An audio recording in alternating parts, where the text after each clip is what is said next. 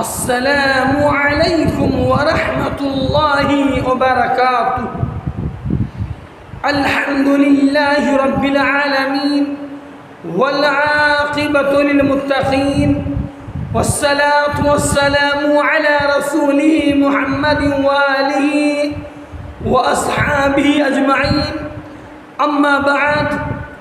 معزز ناظرین، سامعین محترم، ایک مومن مرد پر اور ایک مومنہ عورت پر یا اس کے مال پر یا اس کی اولاد پر جو آزمائشیں، جو ابتلائیں رب تعالیٰ کی جانب سے آتی ہیں، اس کے ذریعے سے اللہ سبحانہ و تعالی اس کے خطاؤں کو، ان کے گناہوں کو، ان کے سیئات کو اللہ سبحانہ و تعالی معاف فرماتا ہے۔ آئیے اللہ کے حبیب جناب محمد رسول اللہ صلی اللہ علیہ وسلم کی احادیث کو سماعت فرماتے ہیں۔ وعن ابی ہریرہ رضی اللہ تعالی عنہ قال قال رسول اللہ صلی اللہ علیہ وسلم ما يزال البلاء بالمؤمن والمؤمنة في نفسه وولده وماله حتى يلقى الله تعالى ما عليه خطيئة، رواه الترمذي وقال حدیث حسن صحیح۔ حضرت ابو ہریرہ رضی اللہ تعالیٰ عنہ راوی حدیث ہے کہ اللہ کے حبیب جناب محمد رسول اللہ صلی اللہ علیہ وسلم نے ارشاد فرمایا، مومن مرد اور مومنہ عورت پر اس کی جان، اولاد اور مال میں آزمائشیں آتی رہتی ہیں۔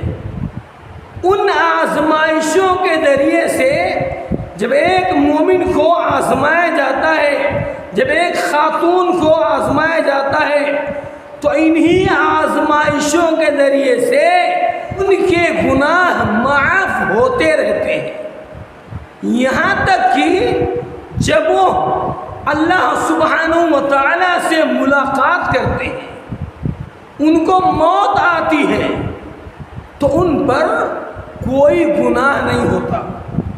اس حدیث کو امام ترمذی رحمۃ اللہ علیہ نے روایت کیا ہے۔ امام ترمذی رحمۃ اللہ علیہ فرماتے ہیں کہ یہ حدیث حسن ہے اور صحیح ہے۔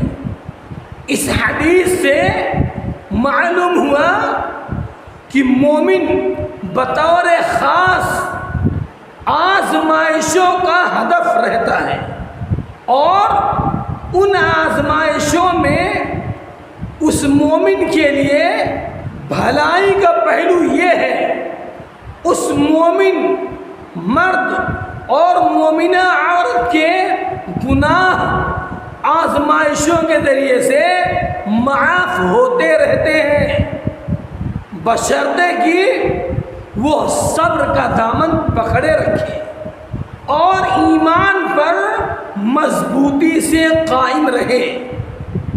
پتہ چلا کہ آزمائشیں مومن کے لیے رحمت ہے، نعمت ہے۔ اللہ سبحانہ و تعالی آزمائشوں کے ذریعے سے ان کے خطاؤں کو معاف کرتا رہتا ہے۔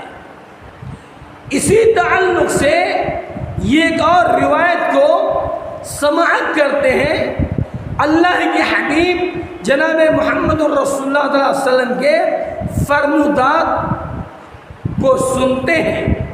وعن ابن مسعود رضی اللہ تعالی عنہ ان رسول اللہ صلی اللہ علیہ وسلم قال انها ستكون بعدی اثرة وامور تنکرونها قالوا یا رسول اللہ صلی اللہ علیہ وسلم فما تأمرنا تؤدون الحق الذي عليكم وتسألون الله الذي لكم متفق علیہ۔ حضرت ابن مسعود رضی اللہ تعالیٰ عنہ سے روایت ہے کہ اللہ کے حبیب جناب محمد رسول اللہ صلی اللہ علیہ وسلم نے فرمایا، میرے بعد ناروا ترجیح دینے کا عمل ہوگا اور ایسے کام ہوں گے جن کو تم برا سمجھو گے۔ صحابہ کرام نے عرض کیا، اے اللہ کے رسول صلی اللہ علیہ وسلم، ان حالات میں آپ ہمیں کیا حکم دیتے ہیں، یعنی ہم کیا کریں؟ پیغمبر اسلام جناب محمد رسول اللہ صلی اللہ علیہ وسلم نے ارشاد فرمایا، تم وہ حق ادا کرو جو تمہارے ذمے ہوں، اور جو تمہارے حق دوسروں کے ذمے ہوں ان کا سوال اللہ سبحانہ و تعالیٰ سے کرو۔ اس حدیث کو امام بخاری رحمۃ اللہ علیہ اور امام مسلم رحمۃ اللہ علیہ نے روایت کیا ہے۔ اس حدیث کا مطلب یہ ہے کہ جب حکمران ایسے ہوں کہ تمہارے حقوق ادا نہ کریں اور تم پر اپنے آپ کو، اپنے اقربا وغیرہ کو ترجیح دیں، تو تم صبر سے کام لو اور ان سے بغاوت کرنے کے بجائے رب کے حضور توبہ و استغفار کرو اور ان کے شر اور مظالم سے بچنے کے لیے اللہ سبحانہ و تعالیٰ سے دعائیں کرو، بشرطے کہ ان سے کفر صریح کا اظہار نہ ہو۔ حکمرانوں کے علاوہ عام معاشرتی زندگی میں بھی اگر کوئی شخص حق پر رہتے ہوئے اپنے حق کو اللہ سبحانہ و تعالیٰ کے خاطر چھوڑ دیتا ہے تو ایسے مومن شخص کے لیے جنت کی بشارت ہے۔ برائی کو روکنے سے اگر شر پھیلتا ہو اور کسی بڑے فتنے کا خطرہ ہو تو ایک مومن کو صبر سے کام لیتے رہنا چاہیے، تو ایک مومن کو صبر سے کام لیتے ہوئے برداشت کرنا چاہیے۔ معمولی اختلافات کی وجہ سے، جماعتی زندگی سے خود کو علیحدہ نہیں کرنا چاہیے۔ معمولی اختلافات کی وجہ سے پروٹوکول نہ ملنے پر جماعت سے الگ ہونا ناجائز ہے۔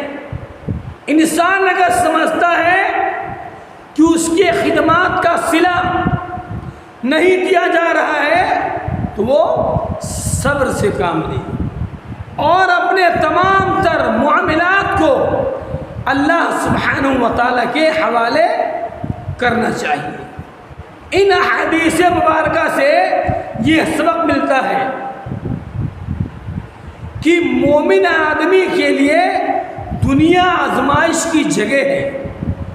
جو یہاں دنیا میں صبر سے کام لے کر برداشت کرتا رہا تو اللہ سبحانہ و تعالیٰ اس کے خطاؤں کو معاف فرما دیتا ہے۔ آئیے اللہ سبحانہ و تعالیٰ سے دعائیں کرتے ہیں کہ اے رب قدیر، ہر مومن مسلمان کو صبر و ضبط سے کام لینے کی توفیق عطا فرمایا۔ ہر مومن مسلمان کو اسلامی شریعت پر، پیغمبر اسلام جناب محمد رسول اللہ صلی اللہ علیہ وسلم کی تعلیمات پر عمل کرنے کی توفیق عطا فرما۔ صبر و استقامت کے ساتھ دنیا میں زندگی گزارنے کی توفیق عطا فرما۔ آمین۔ وآخر دعوانا ان الحمد للہ رب العالمین والسلام علیکم ورحمۃ اللہ وبرکاتہ.